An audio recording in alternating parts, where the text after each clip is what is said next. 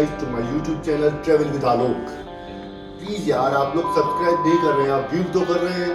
आप सबको पता है मैं डॉक्टर हूँ, मेरे पास टाइम बहुत ज़्यादा किल्लत रहती है, बहुत ज़्यादा किल्लत रहती है। उसके बाद भी मैं अपना टाइम निकाल के आप लोगों के लिए ब्लॉगिंग करता हूँ, आप लोगों को नई नई बाइक्स के बारे में बताता हूँ। आप लोग व्यू कर रहे हैं और सब्सक्राइब नहीं कर रहे हैं, दैट्स नॉट फेयर। आप लोगों को करना चाहिए। मेरा जितनी मेहनत करता हूँ मेरा मन लगना चाहिए उसमें। आप लोगों के सब्सक्राइबर नहीं बढ़ाएंगे तो मैं कैसे करूँगा आगे ब्लॉगिंग, मैं नहीं कर पाऊँगा ऐसे ब्लॉगिंग। तो आप लोगों का प्यार चाहिए, आप लोगों का सब्सक्राइब करिए और बेल आइकन को दबाइए, जिससे आपको नोटिफिकेशन मिलेंगे। जैसे ही मैं वीडियो अपलोड करूँगा आपको नोटिफिकेशन मिलेंगे, तो आप कीजिए प्लीज़ यार। आज की ब्लॉगिंग में हम आपको बताएंगे ZX 10R के फीचर्स के बारे में। तो आप लोग रेडी हो जाइए ZX 10R के फीचर्स जानने के लिए। इसमें क्या फीचर्स एड ऑन हुए हैं और क्या फीचर्स इसमें से हटे हैं, कितनी पावर है, क्या क्या स्पेसिफिकेशन है, आपको सब बताऊंगा मैं। सबसे पहले तो हम बात करेंगे ZX 10R की लाइट्स के बारे में। ये जो हेडलाइट्स हैं ये LED बल्ब है। आप पहले वाली ZX 10R में ये LEDs बल्ब नहीं थे। अब ये थोड़ा सा इन्होंने इसके जो हेड में चेंजेस लाए हैं। इसमें जो विंगलेट्स बनाए हैं दो, ये एयर इनटेक के लिए बनाया है, जिससे कि आपकी गाड़ी मोर एरोडायनेमिक रहे। जो LED बल्ब हैं आप देखिए इसमें LED बल्ब को, और LED बल्ब जो है ये बहुत ब्राइट हैं और ज़्यादा प्यारे लगते हैं। इसकी जो शेप लगती है जैसे कि आप एग्रेसिव लुक में आपको देख रही हो।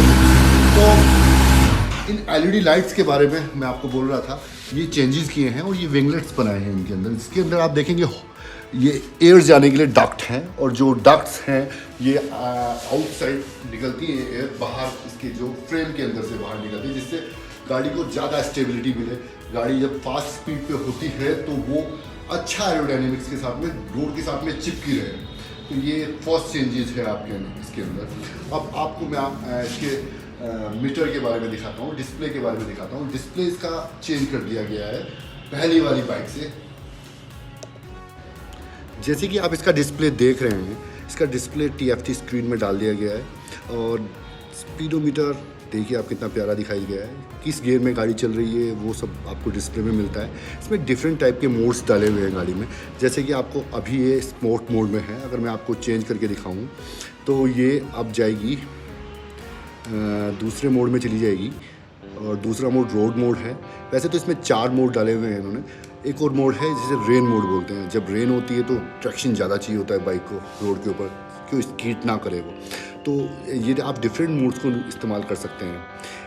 मुझे एक बात बहुत खल रही है कि इस बाइक में फ्यूल गेज मीटर नहीं दिया गया है। I don't know why Kawasaki do that, मुझे नहीं पता उन्होंने ऐसा क्यों किया है, लेकिन शायद ट्रैक बाइक में फ्यूल गेज ना होता हो, लेकिन फ्यूल गेज की कमी मुझे खल रही है इसके अंदर। मुझे नहीं पता रहता कि मेरी बाइक कितना फ्यूल बाकी है। रिमेनिंग फ्यूल्स में सिर्फ ये लीटर्स में दिखाते हैं कि आपके टैंक में 4 लीटर बचा है, 6 लीटर बचा है या 7 लीटर बचा है। एक फ्यूल गेज होना ज़रूरी होता है। अच्छा, दूसरी बात ये आपके आउटसाइड टेम्परेचर के बारे में बताती है, और गाड़ी कितनी हीट अप हो रही है उसके बारे में भी बताती है। साथ में आपके बराबर में ये टाइम भी बताती है आपका। और अगर आप इसमें दोबारा देखें, इसमें एक सेलेक्ट बटन है। अगर उसका आप सेलेक्ट बटन को दबाते हैं थोड़ी देर के लिए तो ये चली जाती है व्हीकल सेटिंग्स मोड में। आपके व्हीकल की सेटिंग्स आप डाल सकते हैं इसके अंदर। अगर आप इसके अंदर जाते हैं तो व्हीकल की सेटिंग्स में, तो इसमें आपका शिफ्ट लैम्प ऑन ऑफ करने के लिए, क्विक लॉन्च के लिए, KEBC, ये डिफरेंट इसके में अभी ज़्यादा नॉलेज नहीं है तो मैं इसके अंदर नहीं जाऊँगा। मैं इससे आप बाहर आएंगे, हम इसमें रिसेट करके इसको दोबारा। डिस्प्ले के बारे में भी है, अगर आप डिस्प्ले चेंज करना चाहते हैं डिफरेंट टाइप का इसका, तो आप डिस्प्ले भी चेंज कर सकते हैं, और डेट एंड टाइम आप चेंज कर सकते हैं। सर्विसिंग आपकी किस टाइम ड्यू है वो भी आप देख सकते हैं। ब्लूटूथ से के जरिए आप अपने मोबाइल के साथ में जोड़ सकते हैं। सबसे खास बात मुझे इसकी बहुत अच्छी लगी, कावासाकी वाले बहुत ही ज़्यादा क्लेवर माइंडिंग है। वो आपको ट्रेस कर सकते हैं कि आपने अपनी बाइक कितनी स्पीड से चलाई है और आपने कितनी स्पीड पे ब्रेकिंग की है ना। तो ये सब डाटा ये अपने अंदर मेमोरी में फिट रखती है, और ये जब सर्विसिंग पे जाती है तो वो लोग देख लेते हैं कि आपने अपनी बाइक को किस तरह से एक्सीलरेट किया है और किस तरह से आपने ब्रेकिंग ली है। आपने अपनी बाइक रफ तरीके से तो नहीं चलाई है, आपने सेफ तरीके से हैंडलिंग की है, नहीं की है। तो ये सर्विसिंग के बाद आपके ऊपर मैटर करता है। वैसे तो हर लोग जब जो बाइक लवर्स होते हैं अपनी बाइक को सेफ चलाते हैं, लेकिन कुछ लोग होते हैं जो रफ़ एंड टफ तरीके से भी इस्तेमाल करते हैं। आई डोंट नो उन आदमियों के बारे में कौन है वो लोग, बट मैं अपनी बाइक को बिल्कुल सेफ तरीके से इस्तेमाल करता हूँ। एक चीज़ के बारे में तो मैं आपको बताना भूल ही गया, जैसे कि कार्स में 2 मोड होते हैं, नाइट मोड और डे मोड में अलग अलग डिस्प्ले दिखाई देता है, ऐसे ही इस बाइक में भी एक मैजिक बटन दिया हुआ है। उस मैजिक बटन को दबाते ही देखिए क्या होगा। Oh wow, it change the colour theme. इसकी थीम ही चेंज हो जाती है। ये डे में इस थीम को इस्तेमाल करते हैं और नाइट में इस थीम को इस्तेमाल करते हैं। इन सुपर स्पोर्ट्स बाइक में स्टीयरिंग को हाई स्पीड पे बबलिंग से बचाने के लिए ये डैम्पनर इस्तेमाल होते हैं। ठीक है, जब भी आप हाई स्पीड पे होते हैं, आपकी बाइक किसी भी पिट हॉल में जाती है, छोटे मोटे पिट हॉल में, ना बड़े पिट हॉल में, बड़े पिट हॉल की बात नहीं हो रही है, छोटे मोटे पिट हॉल्स में जाती है, तो बाइक में बबलिंग हो सकती है। तो इस बबलिंग को रोकने के लिए डैम्पनर लगे हुए होते हैं। ये डैम्पनर सुपर स्पोर्ट्स बाइक में ही लगते हैं। ये बिल्कुल ट्रैक बाइक है, तो ये सबसे पहले ही फुल्ली लोडेड होके आती है। और दूसरा जो मैं आपको बताता हूँ, इसके शॉकर्स में भी डैम्पनर्स लगे हुए होते हैं, वो आपको शो करता हूँ मैं। जैसे कि आप देख रहे हैं शोआ के डैम्पनर लगे हुए हैं।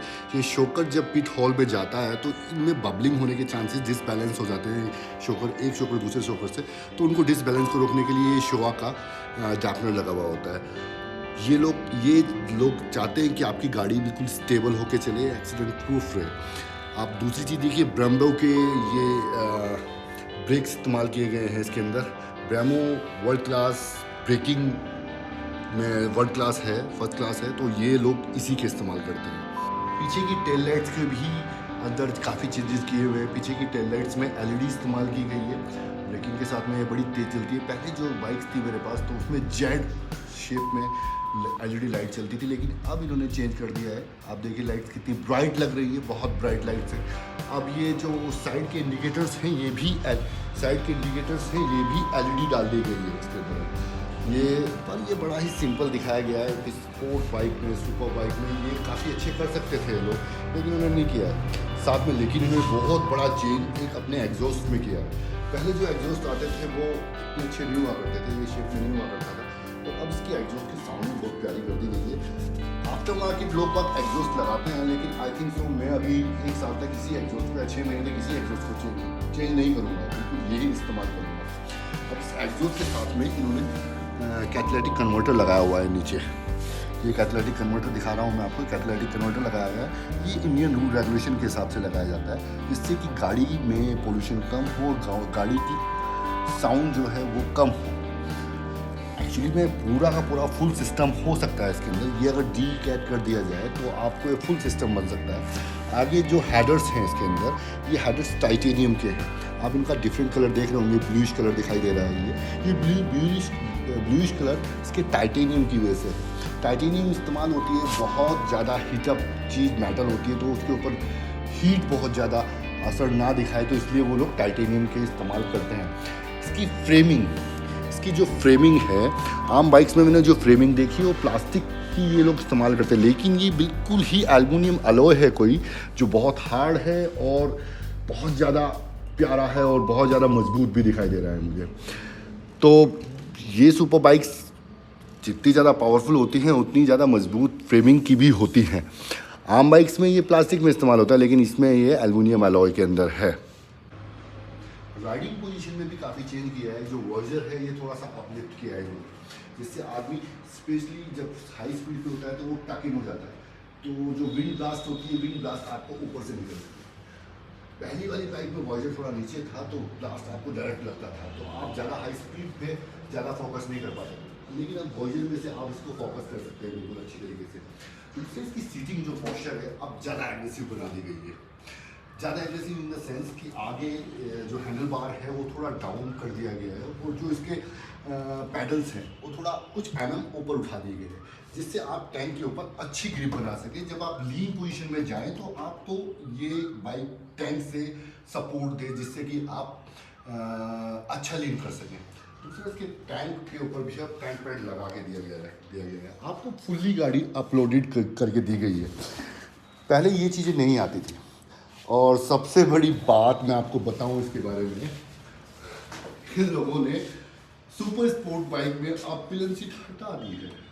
अब आपके साथ में कोई भी राइडर आपके साथ में को राइडर नहीं बन सकता है। अब ये पूरा काउल दिया गया है इसके ऊपर। अगर आपको काउल हटा के सीट लगानी है तो आपको आई थिंक सो 55,000 पे करने होंगे कावासाकी को, जिससे कि वो एक साड़ी गार्ड और पैडल्स और एक सीट अरेंज कर सके, वो भी बहुत अनकंफर्टेबल। तो मैं अपनी बाइक को ऐसे ही रखूँगा, मैं अपनी बाइक पे कोई सीट नहीं लगवाने वाला हूँ, क्योंकि सुपर स्पोर्ट बाइक है। पीछे वाला राइडर वैसे भी काफ़ी डरता है बैठने के लिए, और आप उसके लिए पे करें 55,000 इज़ नॉट वर्थ इट। हाँ, एग्जॉस्ट के बारे में मैं आपको ज़रूर बताऊंगा कि आने वाले टाइम में मैं अपडेट करूंगा अपना एग्जॉस्ट, और मैं तब आपको बताऊंगा कि मैं किस, आप लोगों से मैं सजेशन लूंगा कि कौन सा एग्जॉस्ट मुझे इसमें अपडेट करना चाहिए।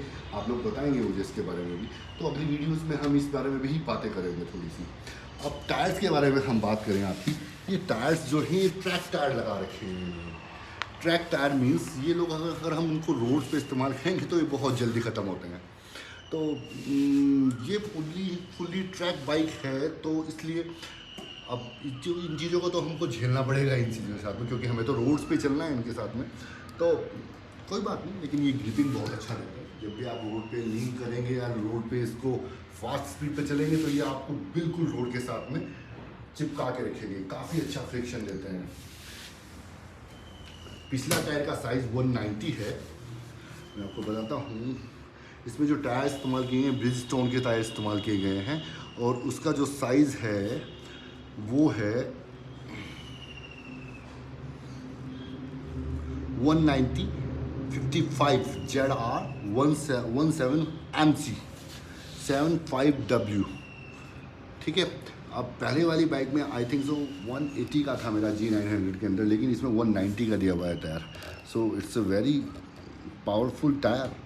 इससे बड़ा टायर अभी मेरे ख्याल से बाइक्स में नहीं इस्तेमाल किया जाता है। सुपर बाइक्स में ये 190 सबसे अपर ग्रेड में ही माना जाता है।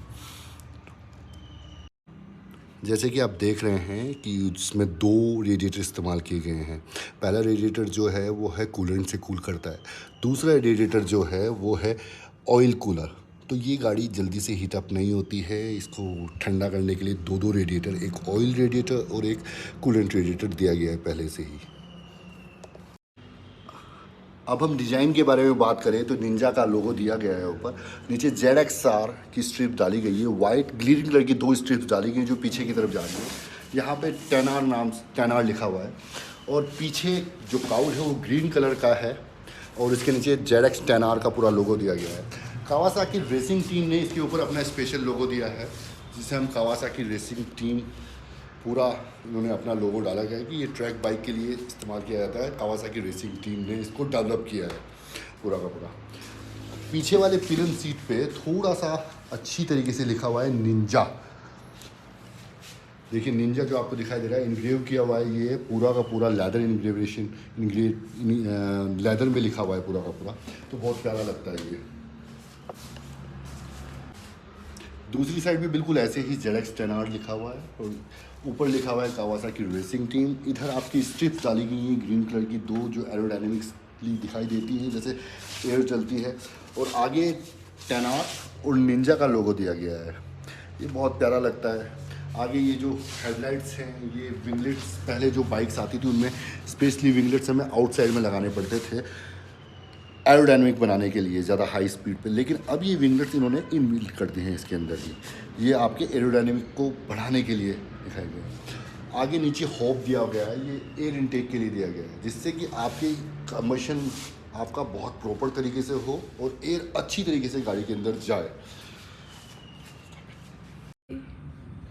प्राइस के बारे में बात की जाए तो कावासाकी ने इंडियन मार्केट में इस बाइक का प्राइस रखा है 15 लाख एक्स शोरूम प्राइस। अलग अलग स्टेट में अलग अलग राज्यों में तो अलग अलग टैक्सेस आपको पे करने होते हैं, तो ये बाइक वैरी करती है 17 लाख से 18 लाख ऑन रोड प्राइस। तो गाइस कैसा लगा आपको, मैंने आपको इस बाइक के फीचर्स के बारे में बताया। तो मिलते हैं नेक्स्ट व्लॉग में नेक्स्ट टॉपिक के साथ में। आई थिंक मैं टॉपिक जो चूज करूँगा इस बाइक का रिव्यू दूंगा नेक्स्ट व्लॉग में, तो वेट कीजिए। मुझे इस बाइक के बारे में नेक्स्ट व्लॉग बनाता हूँ, उसका रिव्यू देता हूँ आपको। मिलते हैं नेक्स्ट वीडियो। allmusiclibrary.com